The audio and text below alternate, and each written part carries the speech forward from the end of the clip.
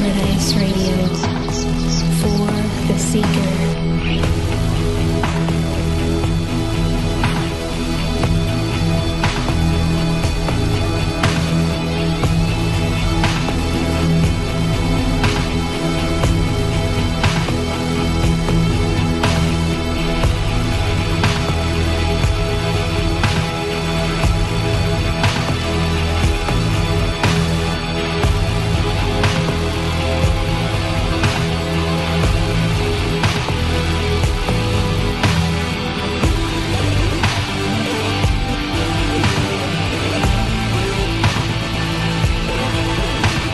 Hi friends and listeners from around the globe, welcome back to Red Ice Radio. Thank you for tuning in, and if you're joining us for the first time, it's a pleasure to have you with us. I'm Henrik Palmgren, and we're based out of Sweden, Scandinavia. You can hear new programs 3 times per week, coming to you via redicecreations.com and redicemembers.com. Every other Wednesday, it's Radio 314.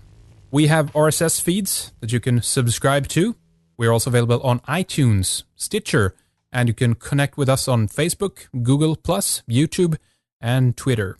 On our members website, you can get access to every single program, videos, films, commentaries, and much more going all the way back to 2006. The RSS feeds on redicemembers.com, by the way, is awesome. Every single show available for quick access and easy download. Highly recommended with the Downcast app if you're on an iPhone, or the BeyondPod app for Android. There's others out there as well, of course, but we have more information about this in the FAQ on our members' website. Anthony Peake grew up near Liverpool, England. He studied sociology and history at the University of Warwick before attending the London School of Economics. Prior to becoming a full-time science writer, he was a management consultant in the human resources industry.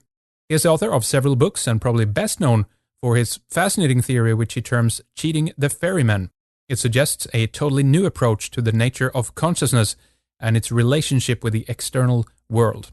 His previous titles includes The Daemon, The Labyrinth of Time, Is There Life After Death, and Out-of-Body Experiences. Today we are going to try to tackle one of the hardest problems of all, the nature of consciousness. We're going to discuss his latest book, The Infinite Mindfield. Hi Anthony, welcome back and thanks for coming on again with us. It's been about 1.5 years ago since we last spoke. It's always a lot of fun to have you on, and you always bring a lot of interesting connections between science and new research on the metaphysics. So thank you for joining us again, Anthony. Oh, I'm welcome to be here. I always enjoy being on Red Ice Radio, and I always find it a fascinating interview because effectively it makes me think as much as everybody else as well, so it puts me onto certain areas of thought. So no, I'm really looking forward to this one. Well, great. Yeah, it's always a lot of fun. We've done I think 5 shows in the past, great ones. It's just, and every time it's like you've progressed forward and advanced into new areas, and you've really bridged out. So this is going to be another good one, I think. Now, your new book is called The Infinite Mindfield: The Quest to Find the Gateway to Higher Consciousness. And of course, you as we've been detailing in previous programs, you've progressed forward in this and kind of continued your quest to get to the root of the mystery of what this is, what consciousness is. So what's the story behind this book, Anthony? Well, this book amazed me in the sense that with most of my previous books, I had an idea where I was going to go with them. I'd planned them out in some way, and I was going to follow a certain course and a certain set of sequences, and I was going to come to a conclusion at the end. Whereas this one was slightly different, because what I wanted to do was to write a book that was related to my book, The Out-of-Body Experience, and took some of the areas of that book further forward. Because, as you may recall, in The Out-of-the-Body Experience, I discussed the idea of whether consciousness can exist outside of the brain. From there, I come to certain conclusions about the idea of consciousness being some kind of a field. Now, that book was, the foreword for that book was written by Professor Ervin Laszlo, who, as you are aware, is one of the experts on the idea of the Akashic field, the Akashic record, and the 0 point field. Yeah.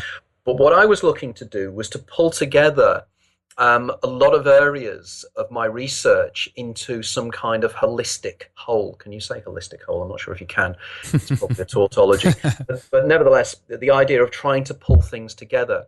Because from my first book, Is There Life After Death? The Extraordinary Science of What Happens When We Die, I very much moved forward from the idea of everything being specifically neurologically based to a far wider appreciation of exactly how the brain interfaces with reality and is facilitated by neurotransmitters and various other structures in the brain. And in this book, what I wanted to do was to dig right back into history, to understand exactly how certain belief systems began and where they were structured. And what I really was interested in doing was carrying through the idea that the brain is in some way is a form of conduit for information. And this is what the book was all about, basically, was my approach to this. And I found myself going deep, deep, deep into history. And I went right back to ancient Sumer and the concept of the Ananankai and various other ideas found within Sumerian culture. And what I found was that you can find a theme there. And the theme is very much the idea of the pineal gland, the symbolism of the pineal gland, and the idea that there are certain substances, certain drinks, or whatever we'd like to call them, that can open up the pineal portal to alternate states of consciousness. And basically, this is where the book takes me. Why is it important to go far back into prehistory or history like this? Well, because it's something that's always interested me. I've always touched upon the writings of people like Graham Hancock and various other individuals, and the idea of historical proof of things that we now understand to be true is something that has long intrigued me. And I was particularly interested in the idea that certain belief systems and concepts are rooted in what could be possibly even alien intervention millennia ago. And this is where I go with the book, because I feel that there is evidence from the myth of the Ananankai that there really was some kind of intervention from elsewhere. And in the book, I very much suggest towards the end that this intervention was far more complex than we've ever thought before, because I believe the intervention was actually motivated by our own DNA. And the DNA itself is an alien structure, or is in fact the thing that drives life. And the DNA is where we need to look. I mean, for many years, I've always thought that the human beings, and in fact all life, is just a way of DNA reproducing itself. Right. And if we take that as the logic, if we take that the actual life form that actually exists is DNA, and we are basically capsules or ways that DNA can spread across the universe, it then answers certain questions about how nature works. I mean, for instance, one of the things I was surprised to discover that Francis Crick, when he did his work on the discovery of DNA, one of the things that he said many times subsequently was that if you look at DNA itself, the amount of time it's had on planet Earth to develop itself the way it has, it's absolutely impossible. In other words, it must have been seeded from outer space. The DNA must have come to Earth on meteorites or something of that nature and found its way here, because its structures are far too old, the way it works. And I think it was Crick that used the idea, the way DNA evolved on Earth is rather like the idea of a whirlwind going through a junkyard and suddenly creating a jumbo jet. Yeah, that's right. And for him, that was absolutely impossible. The timescales just didn't work. The way the DNA sequence works, the timescales didn't work. So for him, he came up with this idea of, and the old idea of panspermia, the idea that DNA spread through the galaxy, and whenever it finds a particular planet as a host, it will land on that planet and it will replicate in the best way it can, create life and replicate within that life system, and keep within that life system the plan that it's at some stage sentient beings will be evolved that will be able to understand and appreciate the whole root of itself, which is the DNA itself. You know, obviously this idea of panspermia has seemed to have caught on a little bit and gained some ground. There was actually a recent article coming out from the Lawrence Livermore National Laboratory where a couple of scientists, okay, again, they're actually using supercomputers to kind of make a replica of this or trying to simulate this in a certain way, but they're basically trying to show that it's very likely that a comet, you know, just as you said, actually seeded life on Earth. So, but it still it still doesn't solve the ultimate question, though, obviously, which is where does it come from and what is its purpose? No, that's the problem, isn't it? We can take it back then a little bit further, but that doesn't actually solve the problem anymore. It just turns the problem further back in time or further back in space. But it still doesn't explain where life came from or where DNA itself came from.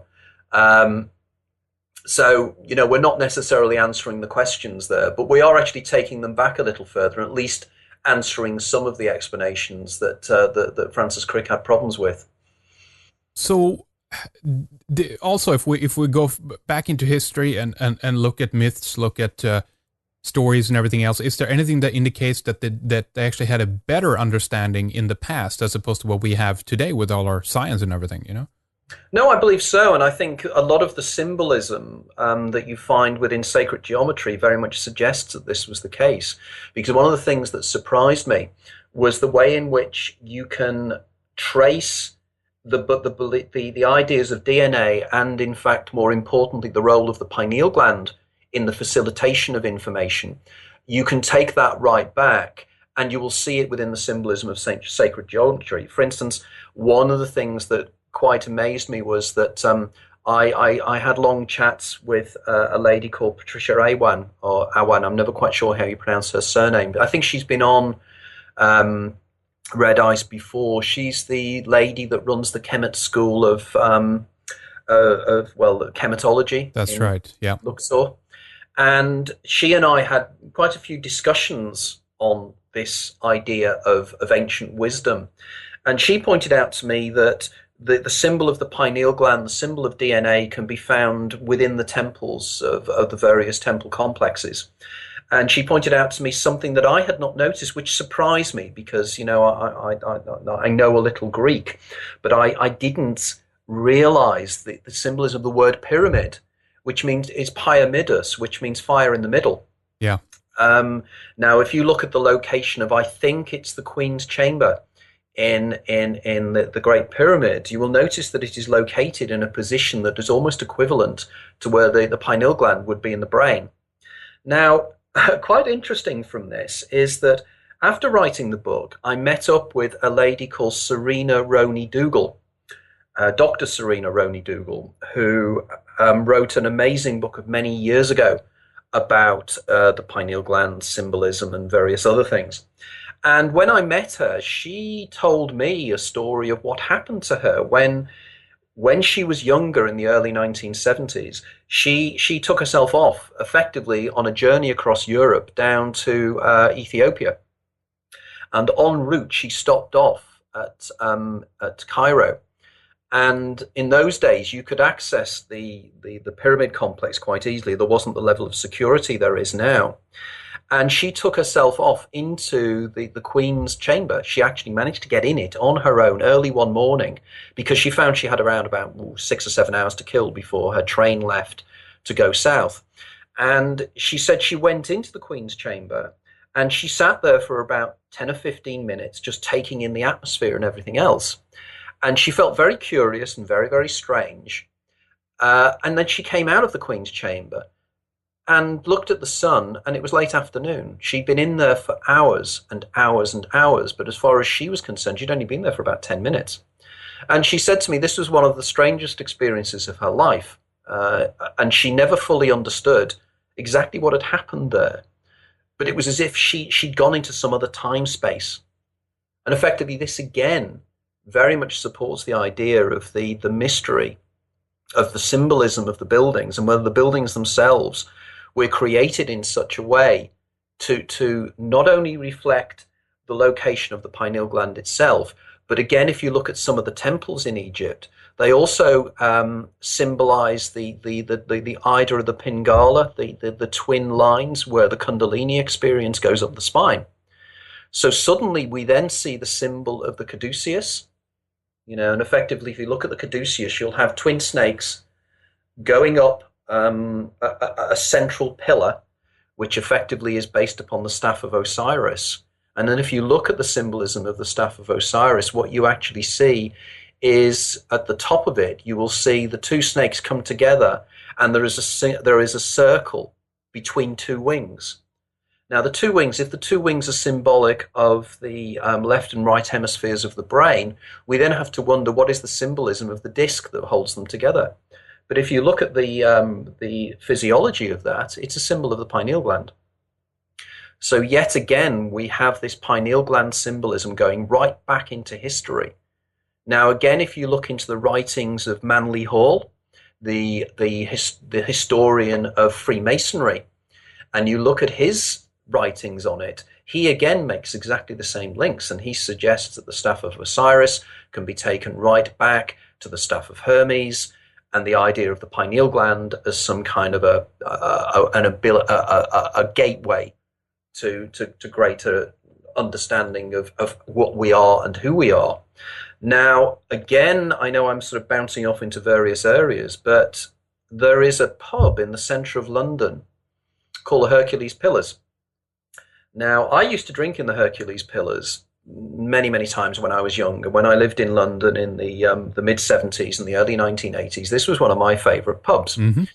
Now, if you go into the pub, you will notice, and again, if anybody's interested in this, on my Facebook site, I posted a photograph of the pub, which somebody else has now posted up as well. Because I was in there recently and I took a photograph of this. There's two wooden structures, carvings in the middle of the pub, and they are symbols of the Hercules Pillars. Now, most people who have some form of classical education would recognize the Hercules Pillars as being symbolic of the Straits of Gibraltar, and the idea that the Rock of Gibraltar and the rock the other side are the Hercules Pillars. Mm. But there's more to this, because the Hercules Pillars also symbolize something deep within Masonic thought. And it's again the idea of these twin pillars of consciousness. Now, again, many people may not spot this, but if you go to the Hercules Pillars pub, if you look across the road, there is a huge building which is unmarked on most maps. It is not on any kind of tourist trail within London. And I know this because when I last went to London, I had the Dorling Kinsley guidebook with me of London. And it doesn't mention this building at all. The reason is it's the Central Masonic Hall. And when I used to go into the pub many, many years ago, you used to regularly get people, Freemasons, in their Freemason. Well, they weren't in their Freemason regalia. They were just dressed in black suits with white shirts and black ties. But they were carrying their little boxes of little suitcases which would have the Masonic regalia in there. Mm-hmm. And they'd always go in there and have a beer. And they'd chat and everything else, and they'd go over. So clearly the Masonic symbolism here is quite powerful. Now, since then, when I started researching the book, a friend of mine in New York was extremely helpful, because I managed to trace one of the guys who was responsible for the building of an awful lot of Masonic temples across the United States. And in all these Masonic temples, you will find the symbol in the wall of the caduceus. Yet again, the pineal gland, the twin snakes, going up and communicating, in effect, with the pineal gland. So this is symbolism that's been used for centuries by the Freemasons. Let me ask you, is this the United Grand Lodge on Queen Street? Is that where? That's the one down in Wall Street. The one in Wall Street. Wall Street. Oh, okay. There's one in Wall Street. And it's, if I think about it or try to actually find the name of the person and the designer. Let's see if I can do this. Because I remember I was there actually a couple of years ago now, outside of the United Grand Lodge. They were doing some reconstruction at that point, but I try to remember if I actually was actually close to the bar you're talking about, but I can't recall that right now anyway. But it doesn't matter. Right, I can't find it at the moment, but maybe as we go later on, I will try to see if I can find something more on this within the book. But that's interesting. It's I have noticed that as well. That actually we have another.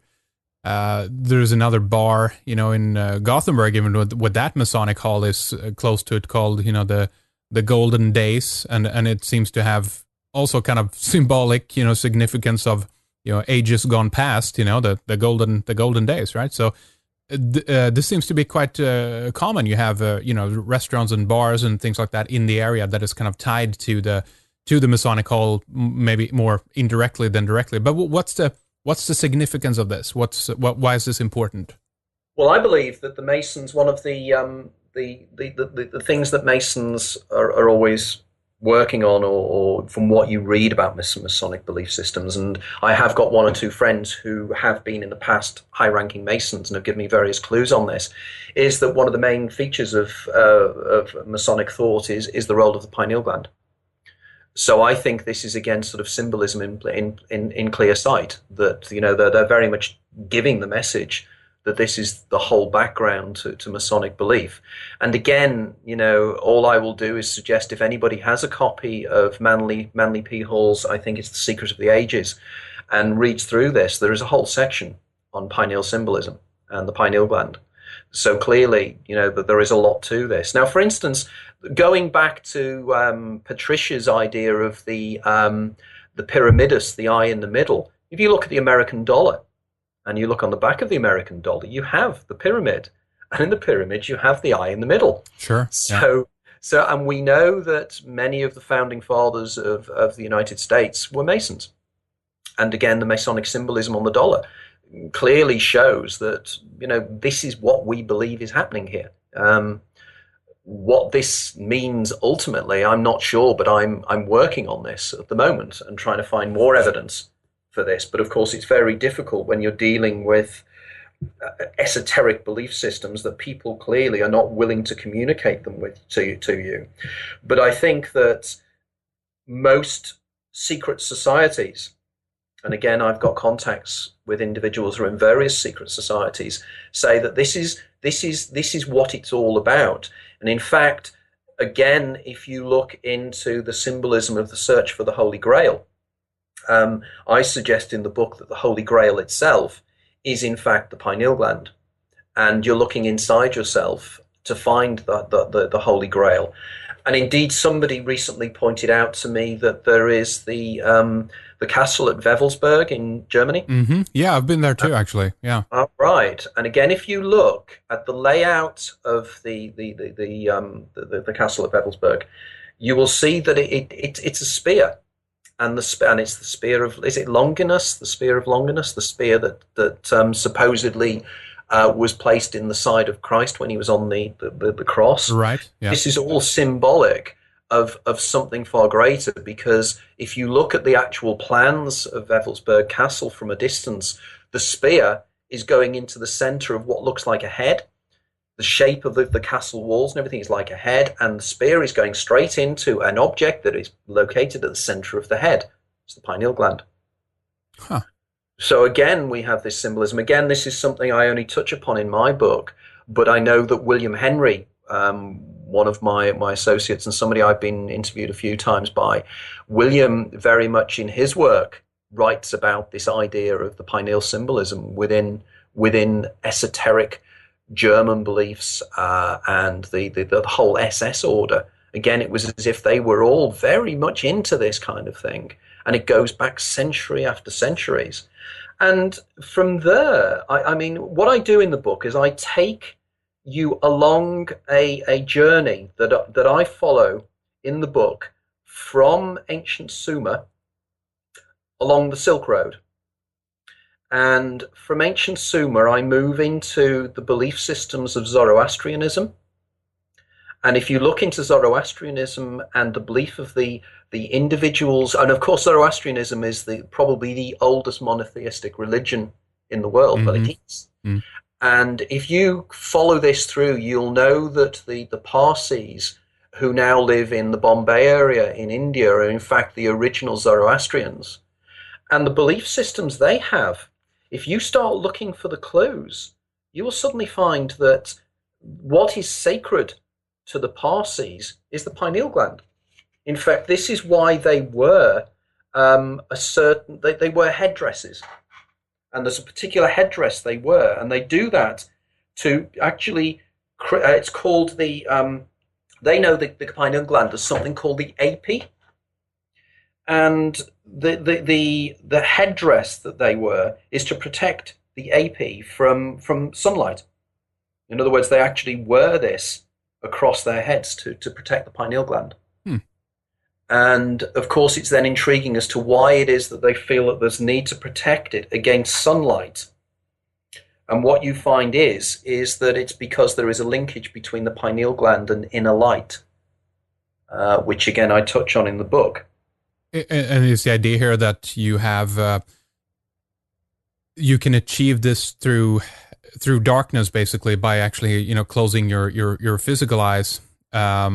Well, the pineal gland could be seen as a physical eye too, but your two operational physical eyes, because I go back to some of the other many older initiatory cults. Even the cave dwellers seem to have some part in this as well when it comes to how they were in complete darkness. Allegedly, they talked about some of the cave paintings in Lascaux and some other places, that some of these might have actually been done in the complete darkness, if you will, even under hallucinatory substances. I don't know about that, but it could be something to that, Anthony. No, I think this is intriguing, the idea of how on earth the people at Lascaux and various other Stone Age cave paintings did it. And there's some kind of argument that they possibly could have done it with mirrors and reflecting light down into the caves. But sometimes this doesn't necessarily make sense if there was some form of inner light that they could use to illuminate outwards. Now, again, I'm jumping a little bit here, but I'm working with and receiving papers from a gentleman called Istvan Bokken, Dr. Istvan Bokken, who's a researcher in Hungary. And Istvan has been doing a series of work in terms of inner light and bioluminescence and the body giving off light. And around about 18 months ago, I think it was, I may stand corrected on this, but Istvan produced a paper that he had proven that biophotons are actually projected from the eye outwards into the external reality. And he proved this with frogs' eyes. And he's now working on the evidence that this is the case for the human eye as well. Now, this reminds me of a very, very famous picture that was used by Descartes to explain how we perceive the outside world. In other words, they believe that there was a projection from the eyes into the external world, and this is how we perceived reality. Now, we all know that Descartes was also fascinated by the role of the pineal gland. Now, here we have a kind of an interesting synergy about the idea that light is inward. There's external light and there's internal light. And the internal light is the internal light that illuminates our dreams. It illuminates us when we have near-death experiences. It illuminates when we have out-of-the-body experiences, remote viewing. The list goes on and on. Because, of course, there is the inner mystery of exactly what illuminates the world we exist within when we're in dream sequences. Now, in the book, I suggest that this light, this inner light, is in fact processed by the pineal gland and drawn up by the pineal gland from the 0 point field. Which again, something we can touch upon later. But going back to the darkness idea, this very much links with the pineal gland again, because we know that the one thing that is known about what the pineal gland and the function of the pineal gland is to excrete or create melatonin. Yeah. Now, we know that melatonin is the effective drug that sends us to sleep. It's the idea that, that it is released in certain ways and it makes us relax. That's right. Now, the mystery has long been as to how the pineal gland knows that darkness is happening. It's all well and good to say that the pineal gland realizes it's going dark and then excretes melatonin. But how can it? It's located right in the center of the brain. It's in complete darkness there. It has no abilities to process or understand how light and darkness are taking place. And the reason it knows it is it sits right above the optic nerve. So above something called the optic chiasma. So effectively, it must be able to pick up information, electronic information, because of course, when the eye perceives light, at the back of the eye, the retina and the rods and cones convert light waves into electronic impulses, which are then sent to the back of the brain to the visual cortex. And then the visual cortex reconverts those signals into what we perceive as visual images. But of course, those visual images are not the visual images that hit the eye. They're not the photons that hit the eye. The visual world that we perceive internally is actually created by the visual cortex from electrical signals that are transferred down the nerves.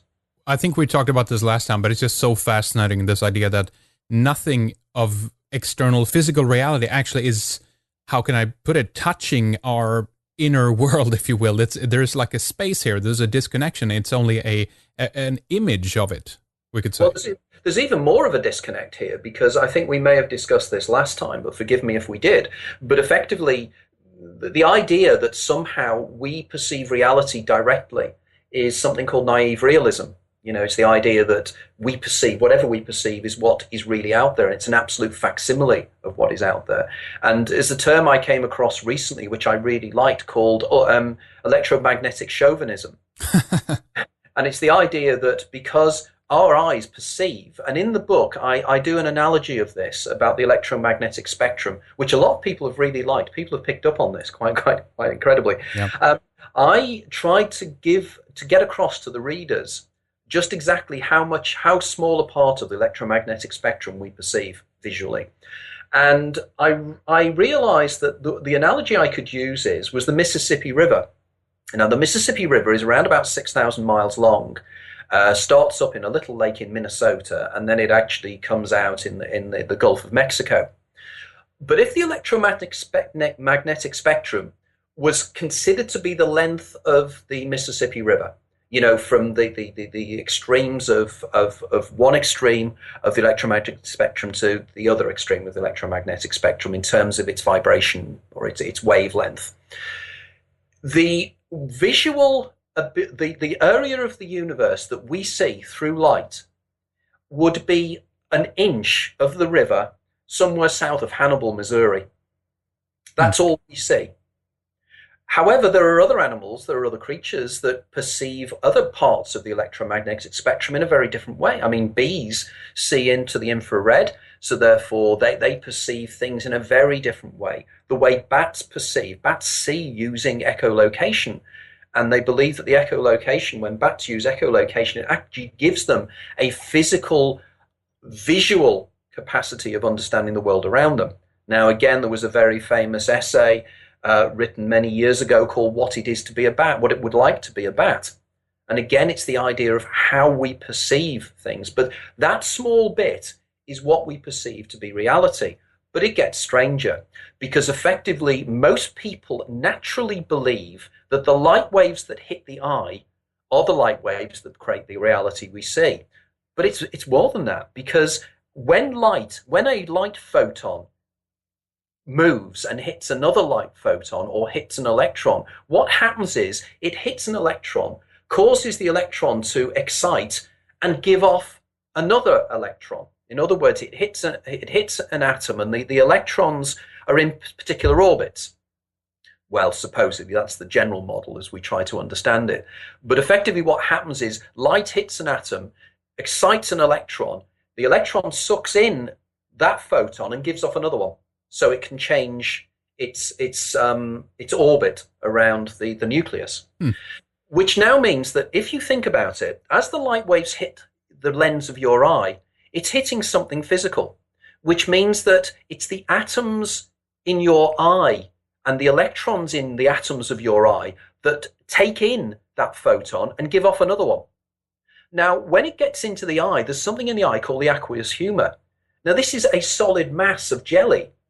So each time the photons are going through, all the time, the photons that are being are hitting the atoms in the aqueous humor are being transferred into other photons. So the photons that get to the back of the eye are not the photons that started the journey in the first place.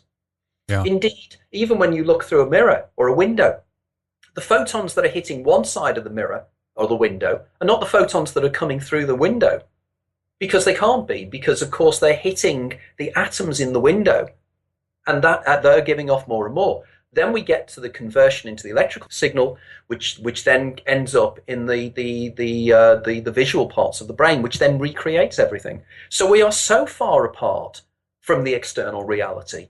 We're getting it not second hand, third hand. We're getting it millions and millions of hands before we perceive what we think is outside. Wow. Yeah, that speaks volumes about reality and what we think it is, and also the internal play of how things are. Just playing a simple game of telephone. How stories and reality is perceived differently because not only of the inner environment, because of this pass down that you're saying. But I would be interested in knowing more about the brain. I mean, there is a lot of fascinating work being done right now in neurology and mapping the brain, basically the neural network, and then trying to recreate it in computers and everything else. And I think as this work continues, I think we're going to learn a whole lot more about how things actually work in the brain. I mean, even for example, would be interesting to know how, if there's anything connected to the pineal gland in terms of activity, if there are signals actually going through, or just basically how it's hardwired in there. Oh, it's more than that at the moment.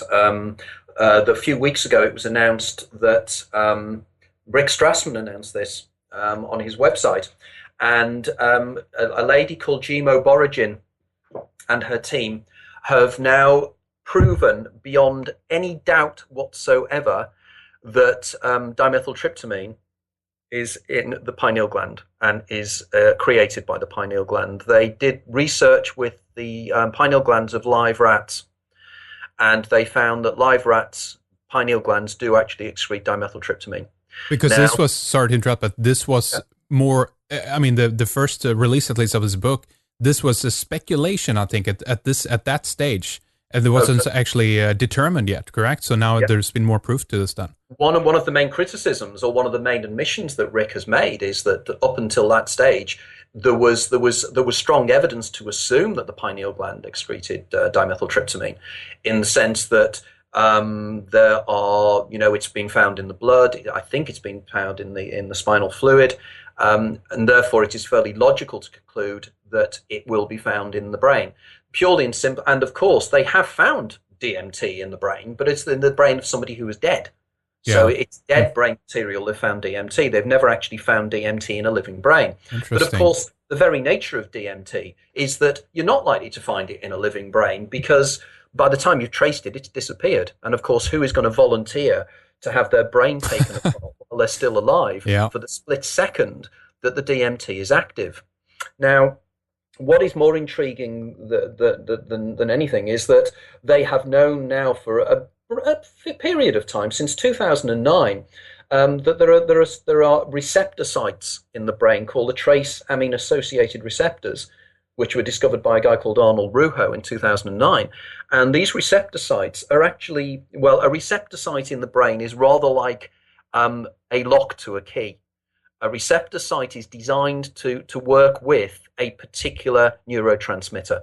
Now, the TARS receptors are designed to work with dimethyltryptamine. It is clear that they are. So here we have the receptor sites without the proof of why the receptor sites are there. And the receptor sites would only be created within the brain if they were there to act as receptors.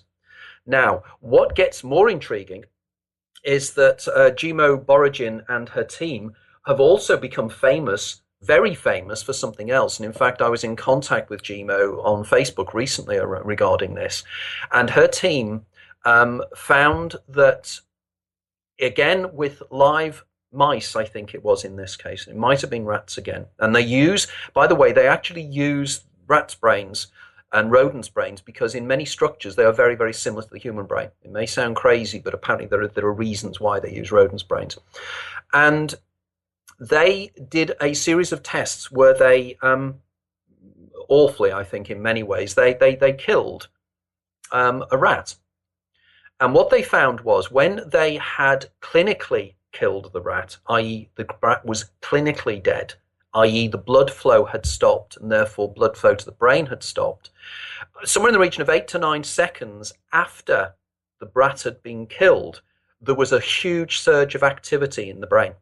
Massive surge of activity. A surge of activity greater than the activity in the waking brain. Really? Yeah, now this means this is the near-death experience. Now, a lot of materialist reductionists got hold of this and said, wow, we've just proven that the near-death experience is related to brain activity. Right, yeah. Which it is. I mean, I, for one, have never said it isn't. But what they're missing the point is that when you are dying, time slows down. So for you, 10 seconds of brain activity could be a lifetime of brain activity. Okay? How do we know that it slows down? It's to do with the release of a substance called glutamate in the brain. And glutamators don't slow down perception. Now, again, you have information from people who have near-death experiences or indeed are in any form of high level of stress. The glutamate is released, and the one thing that people describe again and again and again is time slows down. Okay? And just to make a quick example, we even talked about monosodium glutamate as being part of an epileptic, it could cause seizures and stuff like that, right? Oh, totally. Yeah. Monosodium glutamate. I, for instance, one of the links I can make personally to this is that I'm a migrainer. I'm a classical migrainer. So I get classic migraine. So it's linking me on that kind of route into temporal lobe epilepsy and everything else, because migraine is linked, and people may argue it isn't, but it is linked in many, many ways, because severe forms of migraine you cannot differentiate them from minor forms of temporal lobe epilepsy. But that's another side story. But effectively, I suffer from something called Chinese restaurant syndrome. And Chinese restaurant syndrome is a reaction to monosodium glutamate in Chinese food. Ugh, bad stuff. Yeah. Oh, and it really, I know if it's in there because I actually feel as if my blood is boiling in my veins. Jeez. I can feel the blood falling in my veins. And I feel a really weird sense of disassociation. Now, the only other time I've experienced that was when I was in Switzerland testing a sound device that's supposed to bring about altered states of consciousness, which was designed by a guy called Pierre Rubessa, who is, in my opinion, a modern-day Tesla. This guy is amazing. He's got notebooks and everything else. And again, he claims that he was actually abducted when he was a child, or it's something to do with aliens. It's something to do with... He has all these notebooks. I'm hoping to write a book with him at some time in the future because he's an interesting character. He's already agreed to write a book with me. So it's just a matter of thinking about how we're going to do this. But he has all these notebooks and he has these inventions. He's a multimillionaire. He invents things and he makes money out of them. And he lives in Montreux on the lake in Montreux. He's made that much money. But he has this sound device, the sonoscope. And the sonoscope works in a similar way to the lucid light device, which I've talked about in the past. Yeah. But when I used the sonoscope, one of the effects I had was exactly like it was monosodium glutamate. And of course, it was generating a glutamate flood in my brain. It was actually releasing glutamate within my brain. But going back to the slowing down of time, people, when they have near-death experience, as I say, the time slows down for them. Now, recently, and again, extremely recently, an article was published in, and I'm not sure which magazine it was, but it was all over the British press, literally last week. And they've now proven that the reason that flies, you can't hit them or catch them in the way you can is because their metabolism works much, much slower than ours, much, much faster, I should say. So in which case they perceive the world much slower than we do. And that's why we look incredibly slow and lumbering creatures. And that's why you can never hit a fly, because the fly is looking up at your hand coming down and it's looking at it for weeks. And it's going, oh, when's it going to come down and hit me? And then it goes, oh, I must go now. And it flies off. Now, if this is the case, this explains why it is that smaller animals with higher metabolic rates live shorter lives. Yeah. They don't. They live exactly the same as far as they are concerned in their own perceptions. They live 70 years. A mayfly lives 70 years in a day. This is because of the way their brains work. Again, this has been scientifically proven.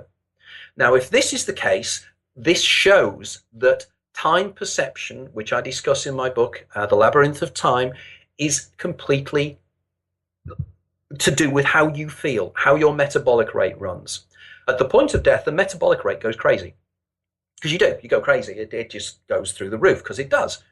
You're dying. That's what it does. That slows down time.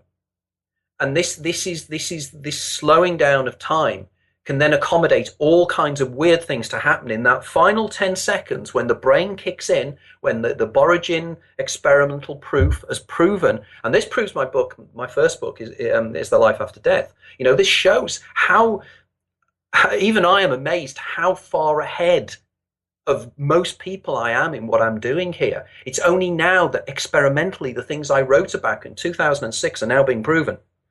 So you have this energy surge. Now, this energy surge then linked to the pineal gland idea, you're then starting to get some very, very interesting areas of, is the pineal gland linked to near-death experience? And more importantly, is dimethyltryptamine linked to the near-death experience? Because this is what Rick Strassman believes. Yeah. This is Rick has suggested many, many times. Now, in my book, The Infinite Mindfield, I extrapolate this straight off, and I do the neurology. I do the neurology that Rick hasn't done. I do the linking that so many people have not done with this to draw up the idea of how the informational field works, how consciousness is in fact created and perception is created by dimethyltryptamine. Now, I'm working with a lot of researchers now, and I was at a conference at the University of Greenwich this summer where we had some of the world's leading authorities on dimethyltryptamine. I know, for instance, Jeremy Narby was there, and I know that Jeremy you've interviewed in the past. Now, you'll know from Jeremy's work that Jeremy, in his book, The Cosmic Serpent, suggests that DNA, again, in a similar way to myself, that DNA is rooted in some way with consciousness and everything else. I spin that out to dimethyltryptamine. I spin that out to a lot of interesting areas. And I believe this is how consciousness functions. This is how consciousness works. But in the book, as I get towards the end of the book, I then draw together some very, very interesting themes. Because one of the major researchers in the field of dimethyltryptamine is a guy called Martin W. Ball. I think you've interviewed Martin as well. No, I've not. You must. You must get hold of Martin W. Ball. He has written 2 or 3 books, but his basic concept is called the entheological paradigm. Martin is an anthropologist and an expert on ayahuasca. His model of reality is that we are all one single entity experiencing itself subjectively, the Bill Hicks idea. Right. Okay? Mm. Now, I've introduced Martin W. Ball to another researcher called Bernard Heich, who is an astrophysicist working at Menlo Park. Bernie has written a book called The God Theory. And again, he's somebody you need to get on as a guest.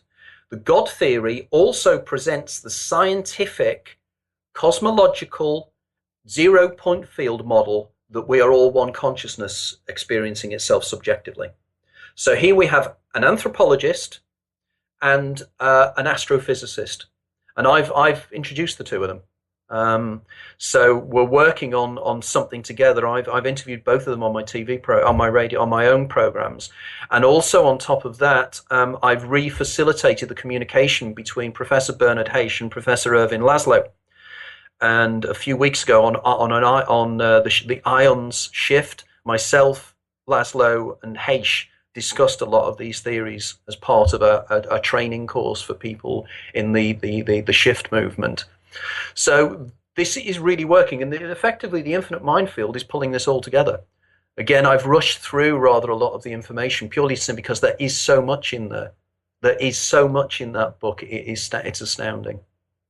Very interesting. I wanted to ask you about basically the gray matter in the brain and what that is, and how consciousness is connected to this blob. But I think it doesn't end there, because it might not only be there. As you are talking about metabolic rates, metabolism connected to the gut, digestion, we have, the drinking of ayahuasca substances, etc.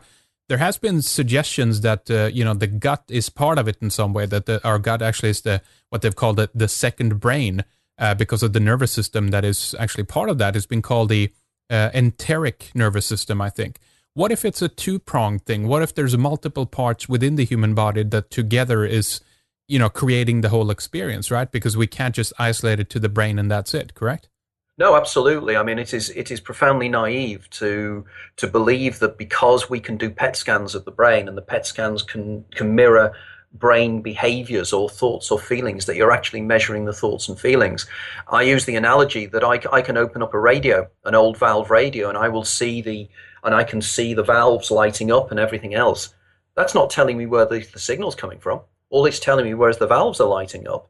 And again, I've used the analogy in the past, which is not original, but the wonderful analogy of trying to find consciousness in the brain is like trying to take a motorcycle apart to find speed. You're looking for the wrong things.